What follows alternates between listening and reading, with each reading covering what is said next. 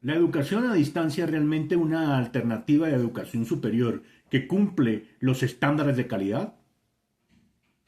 ¿Cuáles son las ventajas y desventajas de esta modalidad en la actualidad? La educación a distancia como respuesta a las necesidades educativas del siglo XXI. Quédese con nosotros. La educación a distancia marca un antes y un después en el modelo pedagógico desde el punto de vista de la educación formal.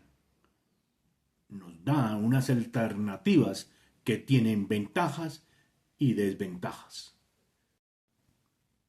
Las nuevas tecnologías de la información y comunicaciones nos brindan la oportunidad de obtener información académica en cualquier momento y en cualquier lugar.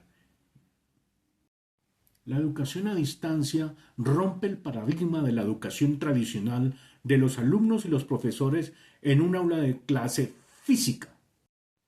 Algunas características de la educación a distancia podríamos ver las siguientes. El protagonista es el estudiante, donde su capacidad de autoaprendizaje, disciplina y sentido de la responsabilidad. Los recursos didácticos y educativos disponibles en las plataformas actuales y modernas, como libros, bibliotecas virtuales, clases sincrónicas y clases grabadas. La autorregulación, que en un texto de García Martín en el 2012, en su página 206, donde, comillas, el aprendizaje responde a una actividad intencional y consciente que busca una conducta significativa y estratégica. Por tanto, el aprendizaje debe ser reflexivo, autónomo y autodirigido. Hemos visto que la educación virtual cumple con altos estándares de calidad para una educación formal. Esta modalidad virtual nos ofrece ciertas ventajas. Entre otras está la flexibilidad de horarios, el acceso permanente a las plataformas, pero también el ahorro de recursos que es fundamental en nuestra época moderna. Entre esos ahorros de recursos podemos ver los ahorros de desplazamiento, ya que no tenemos la necesidad de ir a las instituciones educativas como normalmente deberíamos hacerlo en una educación tradicional. El ahorro en alimentación.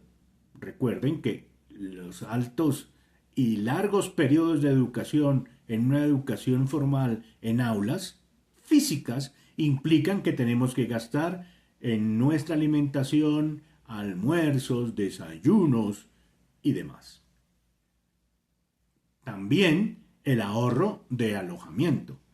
Muchas personas tienen que desplazarse desde sus provincias hasta una ciudad capital que nos ofrezca instituciones educativas donde tienen plantas físicas de manera tradicional. La modalidad a distancia también tiene algunas desventajas, que más que desventajas yo diría que son algunas limitaciones. Entre otras podemos tener la imposibilidad de la interacción humana, que no tenemos como sí la tiene la educación tradicional en sus aulas, donde los alumnos y los profesores están interactuando de manera constante y permanente. La necesidad de equipos tecnológicos adecuados. Es evidente que al ser una educación virtual, al utilizar el sistema de tecnologías de información y las comunicaciones, las nuevas plataformas, los libros electrónicos, las bibliotecas virtuales y demás, exigen que evidentemente tengamos equipos de software y hardware con los mínimos requerimientos para desarrollar nuestras actividades de aprendizaje de manera adecuada. Por otra parte, la necesidad de autodisciplina.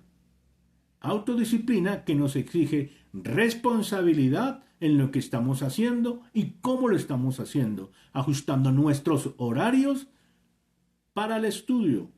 Como conclusión, podemos tener que la educación en la modalidad de distancia no es ni mejor ni peor a la modalidad tradicional.